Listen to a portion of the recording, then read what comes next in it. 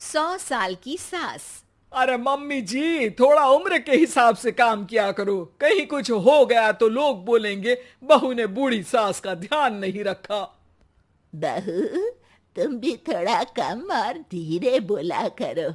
कहीं चिल्लाते हुए कभी कुछ हो गया तो वही लोग बोलेंगे 100 साल की सास भली चंगी बैठी है और बहू बेचारी चलती बनी।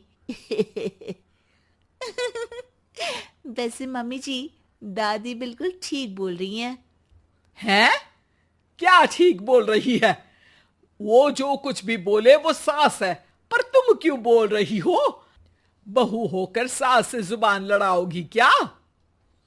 ऐसा बोलते हुए निर्मला को धसका उठ जाता है।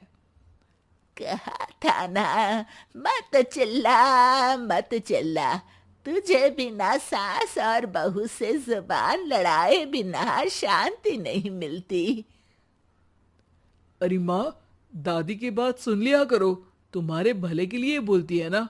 अरे कोई भला नहीं, इन्हें बस मुझे परेशान और शो ऑफ करने का शौक है। हाँ।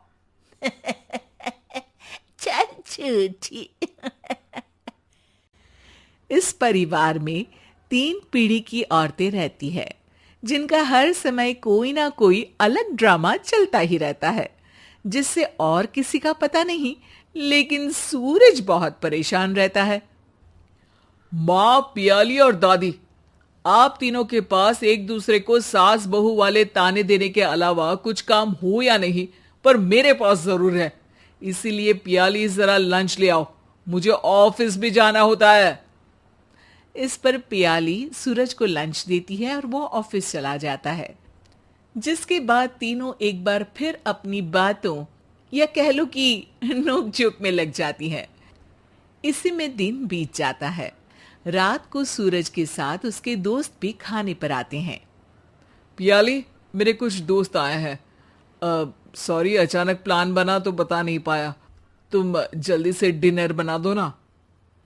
अरे वाह रे आलसी माँ की आलसी बेटी, पहले बिना बताए दोस्तों को घर ले आओ, फिर बोलो जल्दी से डिनर बना दो।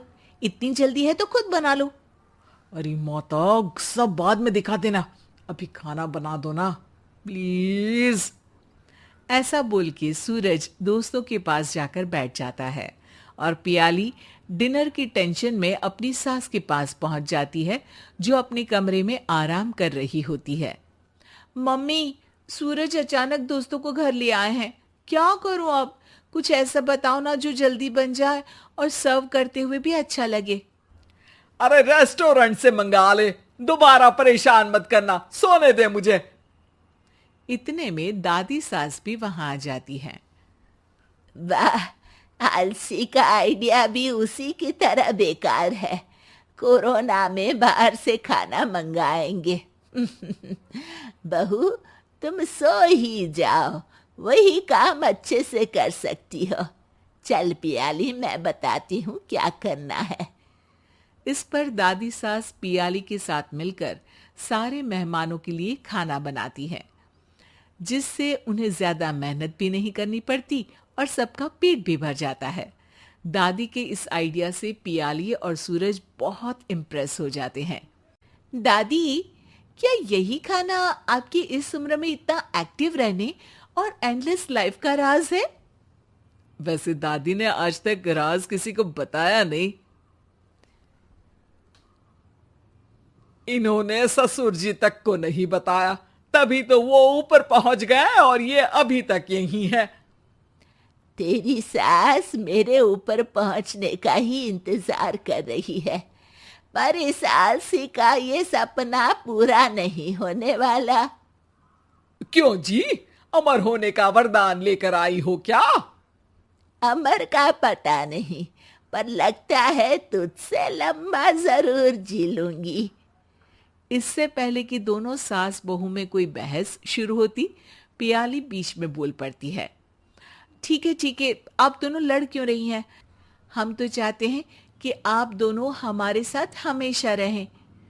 पियाली की बातों पर दोनों शांत हो जाते हैं और उनकी लाइफ पहले जैसे चलने लगती है, जहां दादी सुबह जल्दी उठकर कुछ न कुछ काम करते हुए पूरा दिन बिताती है, तो वहीं निर्मला और पियाली लेट उठने से लेकर धीरे धीरे आलस में काम करना और जब मर्जी सो जाने से अपना दिन बिताती हैं। एक दिन निर्मला की सहेली उनके घर आती है। अरे क्यों रे निर्मला, कैसे चल रही है जिंदगी? सब बढ़िया, बस ये बुढ़िया ऊपर जाए तो ज्यादा अच्छा होगा। अरे ऐसा क्यों बोलती हो? तुम्हें तो उनसे सीखना चाहिए, वो बहुत फुर्तीली हैं। मैं उन्हें रोज मॉर्निंग वॉक करते हुए देखती हूँ, और वहीं तुम और तुम्हारी बहू हैं जिन्होंने शायद सुबह का सूरज आज तक देखा ही नहीं होगा। सहेली की बात सुनते ही निर्मला भड़क कर चिल्लाते हुए पियाली और अपनी सास को वहां बुलाती है, जिनके साथ सूरज भी वहां आ जाता है, और ये सब देख सहेली वहां से चली जाती है। अरे सासू माँ, आपको हमसे क्या दिक्कत है? अब तो मेरी सहेलियां भी आपकी वजह से मुझे ताने देने लगी हैं। मम्मी जी, कुछ तो लोग कहेंगे, लोगों का काम है कहना, आप इग्नोर करो ना। अच्छा, वैसे महारानी, वो तुम्हें भी वही सब बोल रही थी? है? मैंने क्या किया? अरे किलस क्यों रही हो? अब तो समझो और अपना लाइफस्टाइल सुधारो। ओ मोरी मैया, अब हमारा लाइफस्टाइल भी खराब हो गया क्या? आपका तो हाई फाई है ना, बस उतना ही ठीक है।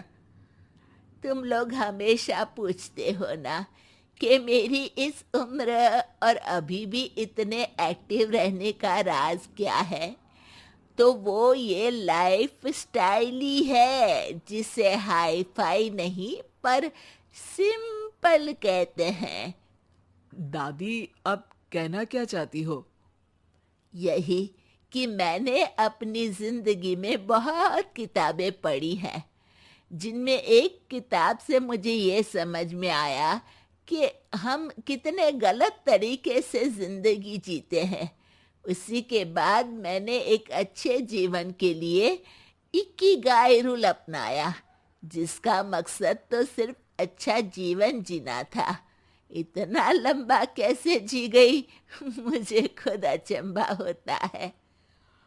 ओह, तो मतलब आप मुझे परेशान नहीं करती थी? वो तो आप करती हैं। वैसे ये इकिगाई क्या है? थोड़ी रिसर्च खुद भी कर लो आलसियों, सब मैं ही बता दूं क्या?